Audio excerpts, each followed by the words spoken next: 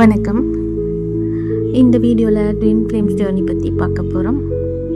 Twin flames பூமிக்கு ஏன் வராங்க, 3 waves ஆஃப் ட்வின் ஃப்ளேம்ஸ் யார், பூமியில் அவங்களோட நோக்கம் என்ன அப்படிங்கிறத பற்றி பார்க்கலாம். ட்வின் ஃப்ளேம்ஸ் பூமிக்கு ஏன் வராங்க அப்படின்னா, பூமி 3வது பரிமாணத்தில் இயங்கக்கூடிய ஒரு கிரகம். பூமியை 3வது பரிமாணத்திலிருந்து 5வது பரிமாணத்துக்கு உயர்த்துவதற்காகவும் பூமியில் மற்ற ஆன்மாக்களை வெளிப்படைய செய்வதற்காகவும் இவங்க வராங்க.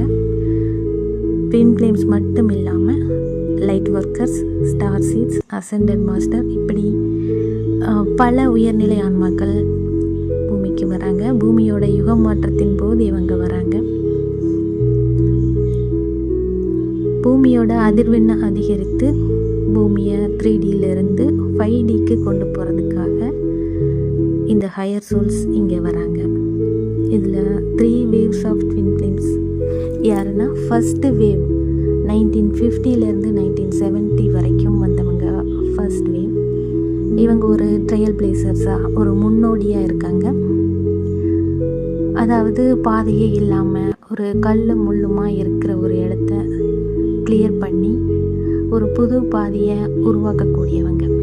அதாவது ஆன்மீக வளர்ச்சியில் புது வழிகளை உருவாக்கக்கூடியவங்க. இங்கே இருக்கிறவங்களுக்கான ஆன்மீக வளர்ச்சியை அதிகப்படுத்துவதற்காக வரவங்க.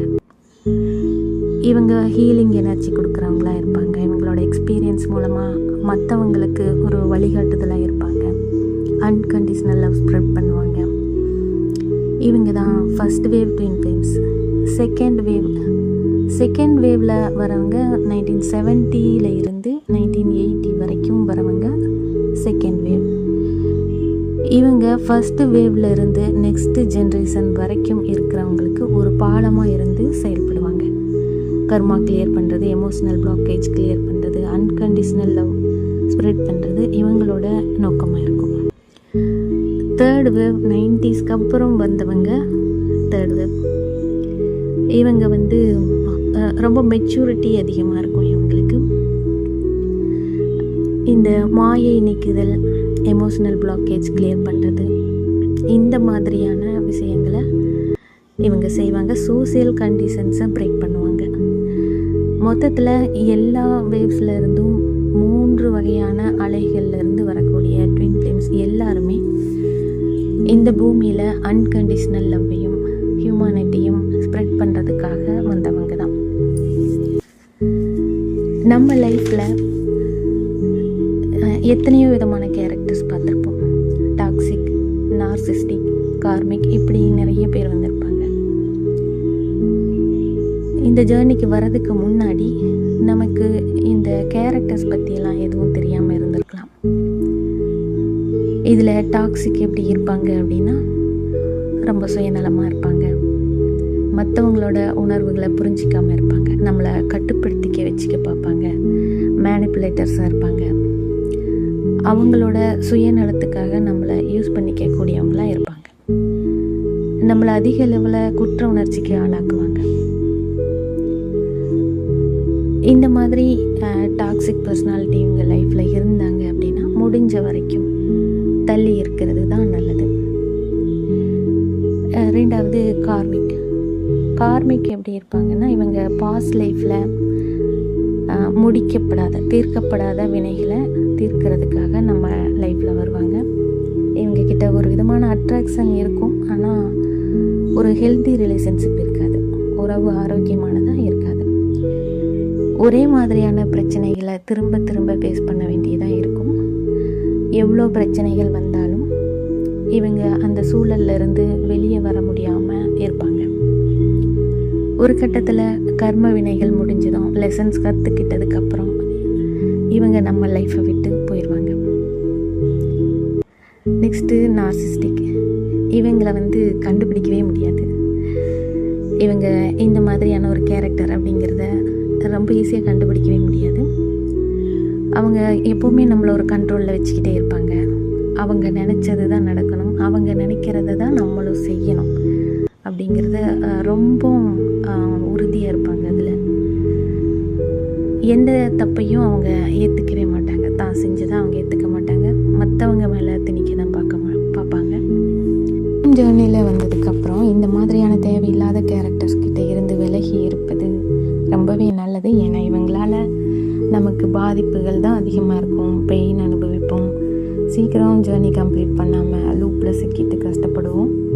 அதனால் பவுண்டரி செட் பண்ணிக்கிறது, டிஸ்கனெக்ட் பண்ணிக்கிறது ரொம்பவே நல்லது. நெக்ஸ்ட்டு நம்ம ட்வின் சோல். நம்ம ட்வின் யாருன்னா அது நம்மளே தான். ஒரு சோல் சேம் ப்ளூ பிரிண்ட் எடுத்துகிட்டு 2 உடல்களில் வரக்கூடியவங்க தான் இந்த இரட்டை சுடர்கள். இவங்களுக்குள்ள ஹார்ட் டு ஹார்ட் கனெக்ஷன் அதிகமாக இருக்கும். டெலிபதி ரொம்பவே ஒர்க் ஆகும். இவங்க நம்ம லைஃப்பில் வந்ததுக்கப்புறம் பெரிய மாற்றங்கள் நடக்கும். ஆன்மீக விழிப்புணர்வு அதிகமாகும். இவங்க நமக்குள்ளே இருக்கிற இன்செக்யூரிட்டிஸ் எல்லாத்தையும் வெளியே கொண்டு வருவாங்க. ஒரு கண்ணாடி போல் செயல்படுவாங்க. இது வரைக்கும் நமக்குள்ள பயம் இருக்கும், குற்ற உணர்ச்சி, தாழ்வு மனப்பான்மை, எந்த செயலையும் செய்கிறதுக்கு முன் வர மாட்டோம். இவ்வளோதான் என்னால் முடியும்னு ஒரு லிமிட்டில் இருந்திருப்போம். இதை எல்லாத்தையும் இந்த ஜேர்னி பிரேக் பண்ணும். ஒவ்வொரு ஸ்டேஜ்லேயும் நம்ம செய்யக்கூடிய inner work, healing, spiritual practice, இது எல்லாமே ஒவ்வொரு ஸ்டேஜ்லேயும் பெரிய டிரான்ஸ்ஃபர்மேஷனை கொடுக்கும். இது வரைக்கும் நம்ம லைஃப்பில் வந்து போன மற்ற கேரக்டர்ஸ் யாராக இருந்தாலும் ஒரு கட்டத்தில் அவங்க நம்மளை விட்டு விலகுவாங்க. இல்லை பிரபஞ்சமே அவங்கள நம்மளை விட்டு விலக்கி வைக்கும். ஆனால் இந்த ட்வின் ஃப்ளேம் அவங்கள நம்மளால் டிஸ்கனெக்ட் பண்ணவே முடியாது. அவங்க நம்மளை விட்டு விலகவே மாட்டாங்க. இங்கே செப்பரேஷன் அப்படிங்கிறதுக்கு இடமே கிடையாது. ஏன்னா அவங்க சேம் சோல் அப்படிங்கிறதுனால எனர்ஜெட்டிக் லெவலில் எப்போவுமே அவங்க யூனியனில் தான் இருப்பாங்க. இந்த ஜேர்னி நம்மளை முழுமையடைய வைக்கக்கூடிய ஒரு ஜேர்னி. நம்ம லைஃப்பில் எத்தனையோ விஷயங்களை தேடி ஓடி இருப்போம்.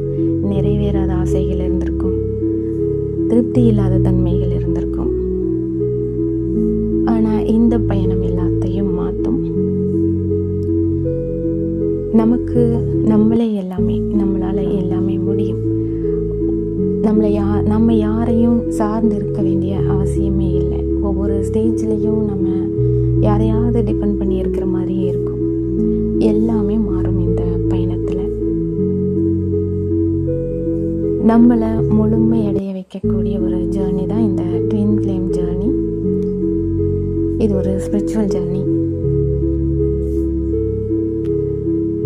இது ஒரு சின்ன அறிமுகம் தான். நெக்ஸ்ட் வீடியோவில் விளக்கமான பதிவுகளோட என்னோட எக்ஸ்பீரியன்ஸ் எல்லாத்தையும் ஒவ்வொரு வீடியோக்குள்ளே நான் ஷேர் பண்ணேன்.